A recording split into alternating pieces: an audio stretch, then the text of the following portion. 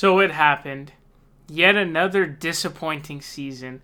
Except this season was even more disappointing than the previous couple of seasons because at least last year we made it to the NFC Championship game. We got cheated out of our control in that scenario.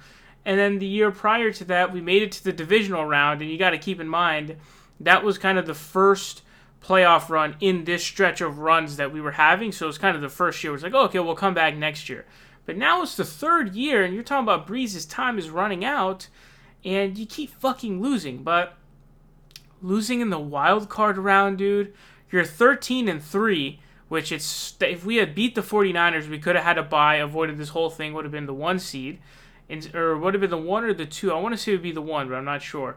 But anyways, we end up being a 3 seed, just as we were. I believe the same thing happened in 2011, where we were a 3 seed at 13-3, and I believe the Niners were 13-3. They had it over us, and then I think I don't remember what the first seed's record was. It might have been 13-3 as well, or it could have been 14-2. I don't remember. Or actually, no, that was the year that the Packers I think went 15-1. So they had the 1, but again we got fucked there in a heartbreaker against the Niners, and I'm just tired of all of this shit. Okay, I'm so tired of this.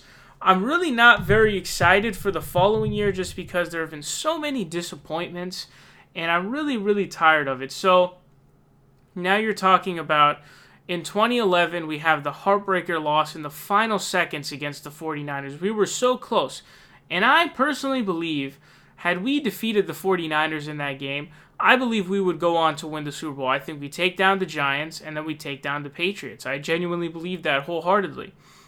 Then the following year, obviously, there's all the scandals of Bountygate, and then fucking Sean Payton is gone, and all of this stuff. And so we go 7-9. We could have done way worse. We had one of the worst, if not the worst, defenses of all time that year. So wasted year. Following year, Sean Payton comes back.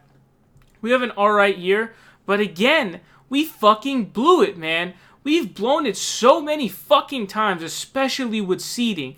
If you remember that year, the Panthers were 1-5, we were 5-1, and we somehow end up being a fucking wild card. I think we were a 6 seed, I believe. I don't know if we were a 5 or a 6, I forget.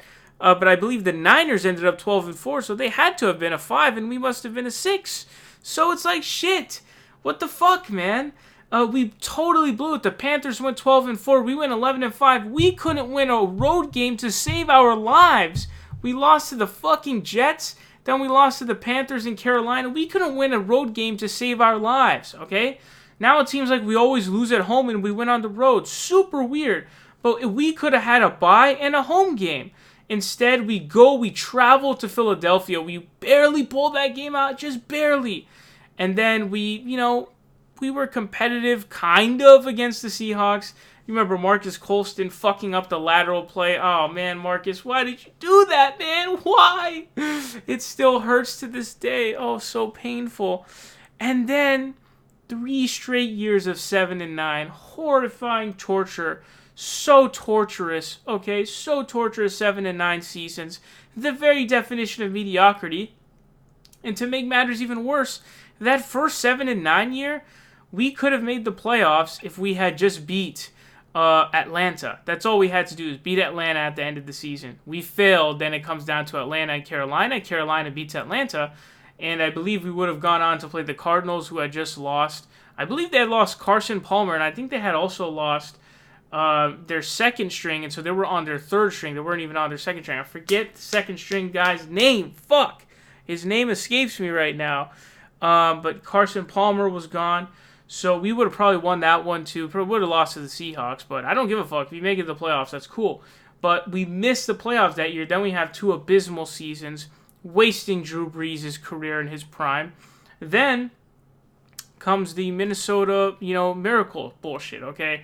Where they barely take it away from us. I remember that game depressed the shit out of me because we had it, and it slipped through our fucking hands. Then the next year, we marched to the NFC Championship game. We're in a position to win, and the refs fucking cheat the shit out of us, okay? And we lose. Then we come back this year, and we lose in the wild card game, man. I mean, come on, we didn't even make it to the divisional round. You know how embarrassing that is? I'm not accepting this. A 13-3 team should not lose in the first round, especially the Vikings.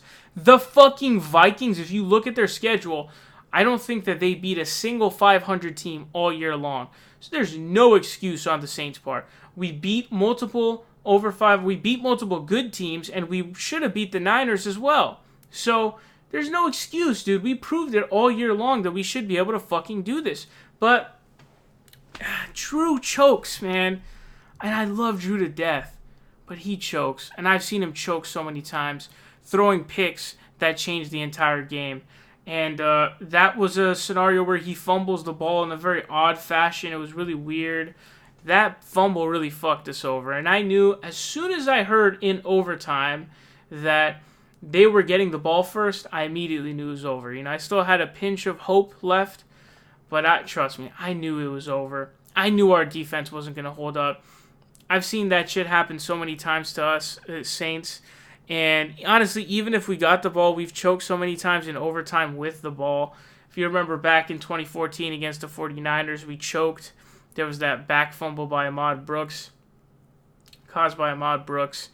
And then, you know, we happened against the Rams. We got the ball first against the Rams. We choked it again. And it just, overtime is not the Saints' friend. It's just not. Overtime never goes well. Now, I think overtime's rules should be changed anyways, but no one's ever going to listen because whoever's the loser, it ends up being perceived as like partisan, which really I want it to be changed regardless of the outcome in general. But this is a really, really embarrassing loss. Drew Brees played like complete shit, dude. That fucking pick that he threw was so dumb.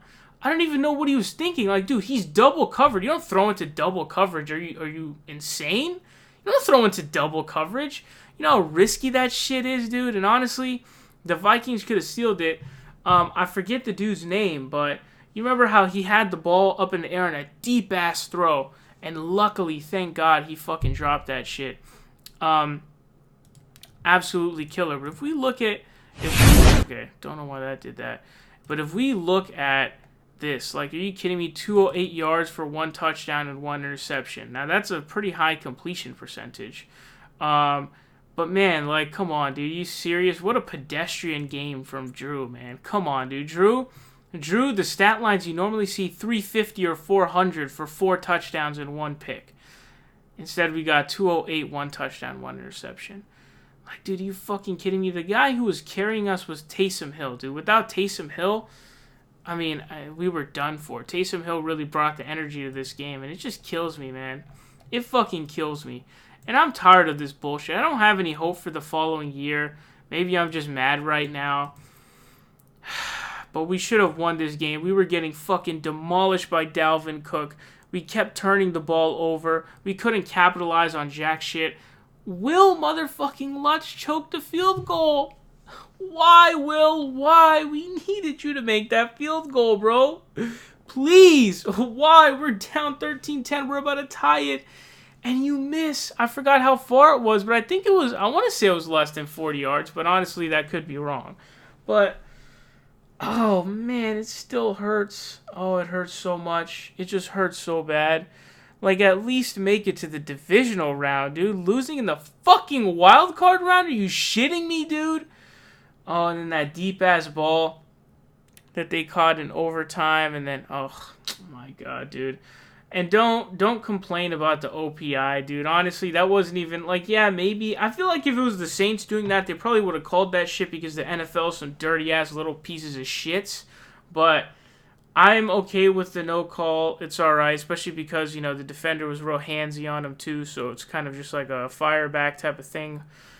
But I do know it's a double standard. Those fuckfaces totally would have called it. Totally would have called it on us if we had done that. Easily.